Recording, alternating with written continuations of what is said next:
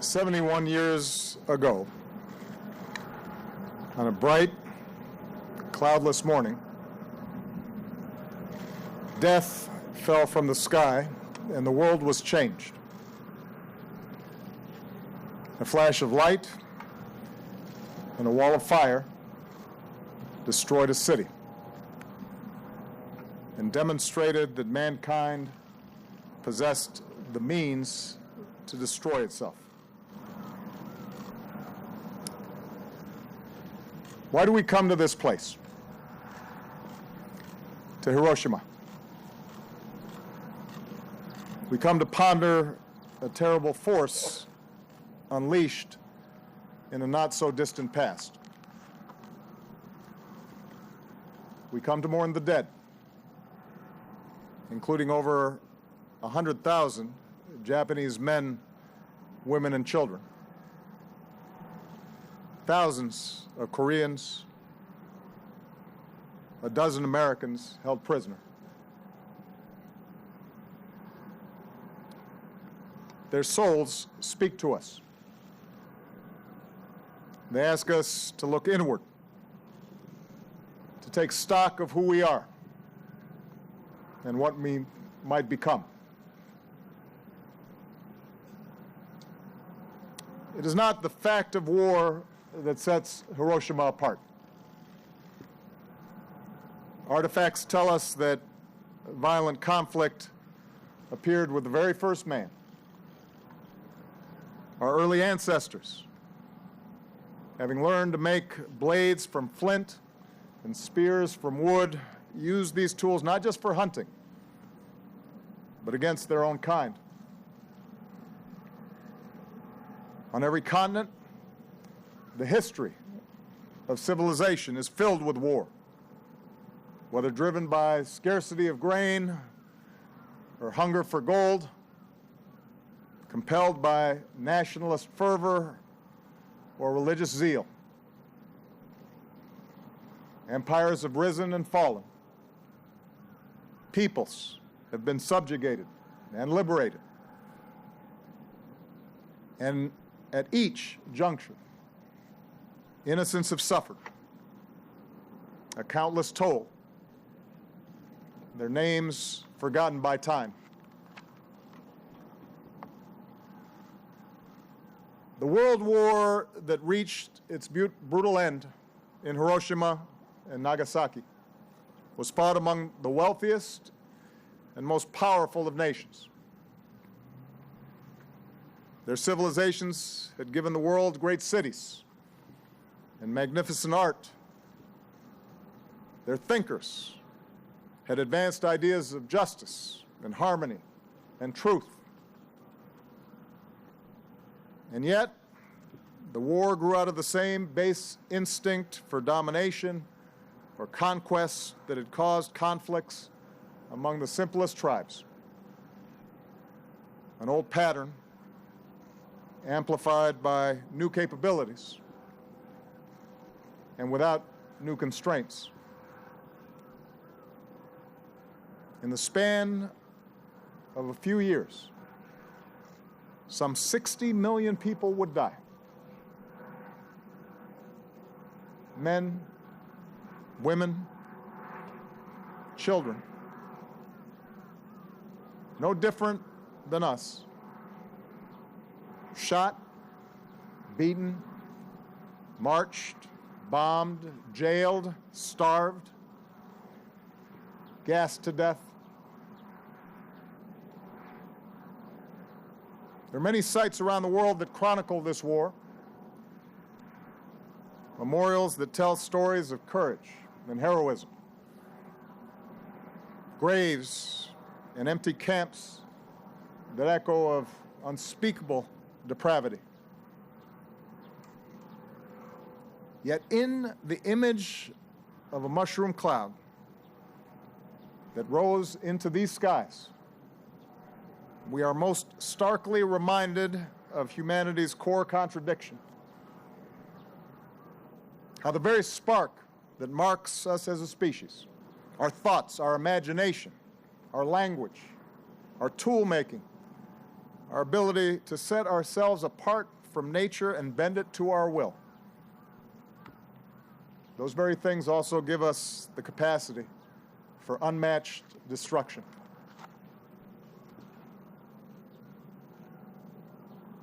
How often does material advancement or social innovation blind us to this truth? How easily we learn to justify violence in the name of some higher cause. Every great religion promises a pathway to love and peace and righteousness, and yet no religion has been spared from believers who have claimed their faith as a license to kill. Nations arise, telling a story that binds people together in sacrifice and cooperation, allowing for remarkable feats, but those same stories have so often been used to oppress and dehumanize those who are different. Science allows us to communicate across the seas and fly above the clouds, to cure disease and understand the cosmos, but those same discoveries can be turned into ever more efficient killing machines. The wars of the modern age teach us this truth. Hiroshima teaches this truth. Technological progress without an equivalent progress in human institutions can doom us. The scientific revolution that led to the splitting of an atom requires a moral revolution as well.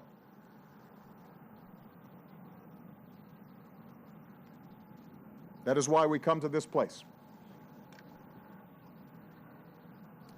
We stand here in the middle of this city and force ourselves to imagine the moment the bomb fell. We force ourselves to feel the dread of children confused by what they see. We listen to a silent cry. We remember all the innocents killed across the arc of that terrible war and the wars that came before and the wars that would follow.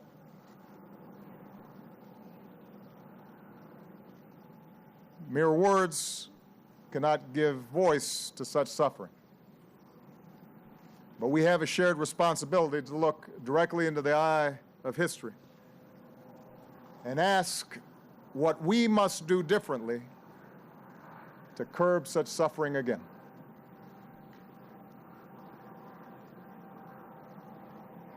Someday, the voices of the Hibakusha will no longer be with us to bear witness. But the memory of the morning of August 6th, 1945, must never fade. That memory allows us to fight complacency. It fuels our moral imagination. It allows us to change. And since that fateful day, we have made choices that give us hope. The United States and Japan forged not only an alliance, but a friendship that has won far more for our people than we could ever claim through war. The nations of Europe built a union that replaced battlefields with bonds of commerce and democracy. Oppressed peoples and nations won liberation. An international community established institutions and treaties that work to avoid war and aspire to restrict and roll back and ultimately eliminate the existence of nuclear weapons. Still, every act of aggression between nations Every act of terror and corruption and cruelty and oppression that we see around the world shows our work is never done. We may not be able to eliminate man's capacity to do evil. So nations and the alliances that we formed must possess the means to defend ourselves. But among those nations like my own that hold nuclear stockpiles, we must have the courage to escape the logic of fear and pursue a world without them. We may not realize this goal in my lifetime, but persistent effort can roll back the possibility of catastrophe. We can chart a course that leads to the destruction of these stockpiles. We can stop the spread to new nations and secure deadly materials from fanatics.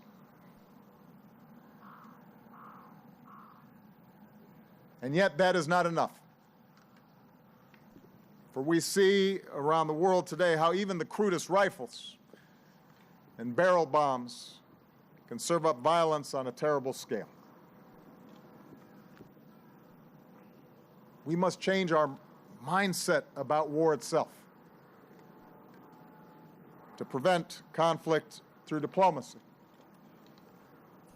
and strive to end conflicts after they've begun. To see our growing interdependence as a cause for peaceful cooperation and not violent competition. To define our nations not by our capacity to destroy, but by what we build. And perhaps above all, we must reimagine our connection to one another as members of one human race. For this, too, is what makes our species unique. We're not bound by genetic code to repeat the mistakes of the past. We can learn. We can choose. We can tell our children a different story, one that describes a common humanity, one that makes war less likely and cruelty less easily accepted. We see these stories in the Hibakusha, the woman who forgave a pilot who flew the plane that dropped the atomic bomb because she recognized that what she really hated was war itself. The man who sought out families of Americans killed here because he believed their loss was equal to his own.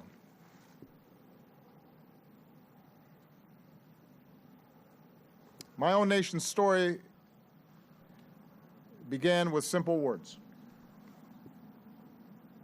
All men are created equal and endowed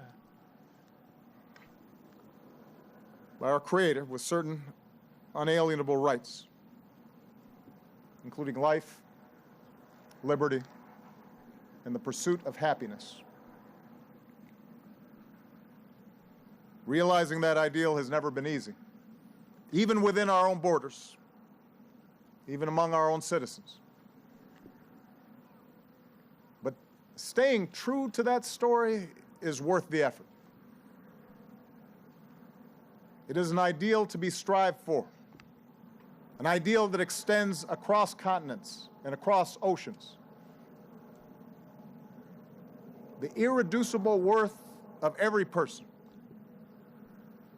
the insistence that every life is precious,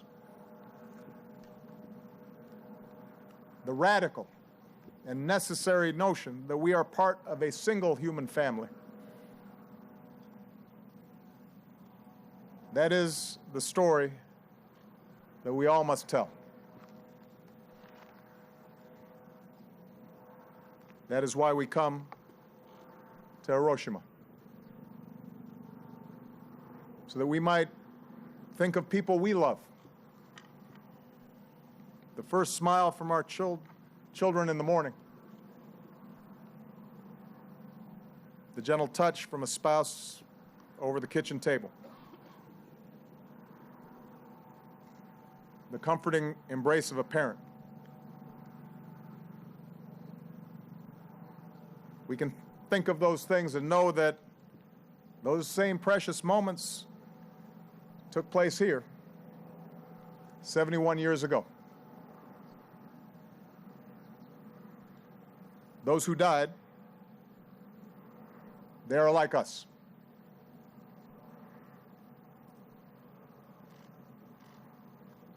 Ordinary people understand this, I think. They do not want more war. They would rather that the wonders of science be focused on improving life and not eliminating it. When the choices made by nations, when the choices made by leaders reflect this simple wisdom, then the lesson of Hiroshima is done.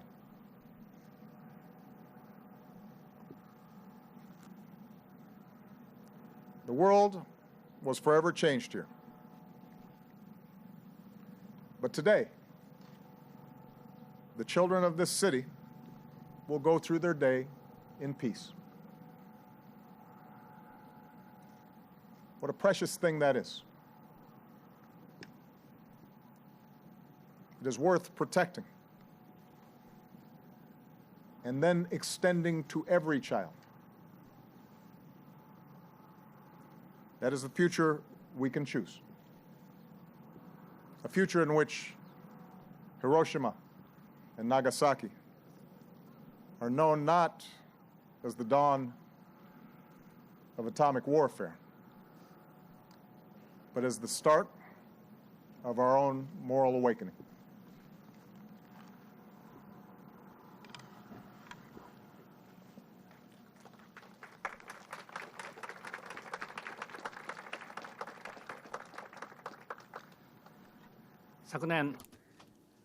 Last year, at the 70th anniversary of the end of war, I visited the United States and made a speech as Prime Minister of Japan at a joint meeting of the U.S.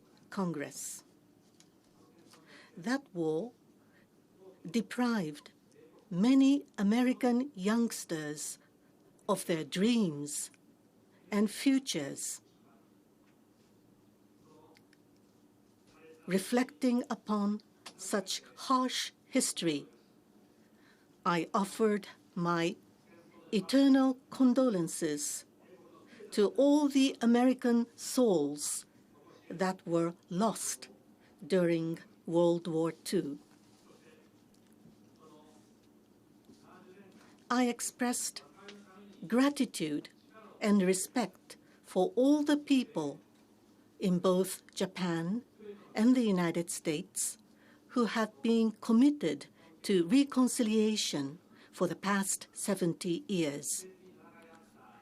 70 years later, enemies who fought each other so fiercely have become friends, bonded in spirit, and have become allies, bound in trust and friendship deep between us.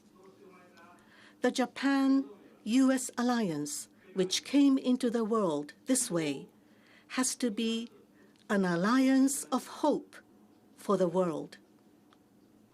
So I appealed in the speech. 1 year has passed since then. This time, President Obama, for the first time as leader of the United States, paid a visit to Hiroshima, the city which suffered the atomic bombing. U.S. President, witnessing the reality of atomic bombings and renewing his determination for a world free of nuclear weapons. This gives great hope to people all around the world who have never given up their hope for a world without nuclear weapons. I would like to give a wholehearted welcome to this historic visit, which had been awaited not only by the people of Hiroshima, but also by all the Japanese people. I express my sincere respect to the decision and courage of President Obama. With his decision and courage, we are opening a new chapter to the reconciliation of Japan and the United States, and in our history of trust and friendship.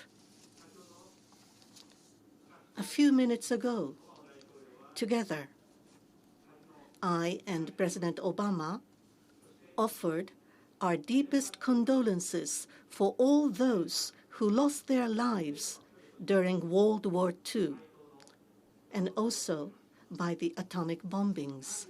71 years ago, in Hiroshima and in Nagasaki, a great number of innocent citizens' lives were cost by a single atomic bomb without mercy.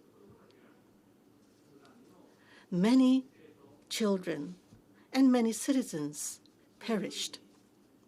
Each one of them had his or her life, dream, and beloved family. When I reflect on this sheer fact, I cannot help but feel painful grief. Even today, there are victims who are still suffering unbearably from the bombings. Feeling of those who went through unimaginable tragic experiences, indeed, in this city 71 years ago. It is unspeakable. In their minds, various feelings must have come and gone, but of those, this must be in common. At any place in the world, this tragedy must not be repeated again. It is the responsibility of us who live in the present to firmly inherit these deep feelings. We are determined to realize a world free of nuclear weapons. No matter how long and how difficult the road will be, it is the responsibility of us who live in the present to continue to make efforts. Children who were born on that unforgettable day lit the light, believing in permanent peace. To make every effort for the peace and prosperity in the world, vowing for this light. This is the responsibility of us all who live in the present. We will definitely fulfill our responsibility. Together, Japan and the United States will become a light for hope for the people in the world. Standing in this city, I am firmly determined, together with President Obama. This is the only way to respond to the feelings of the countless spirits, victims of the atomic bombs in Hiroshima and Nagasaki.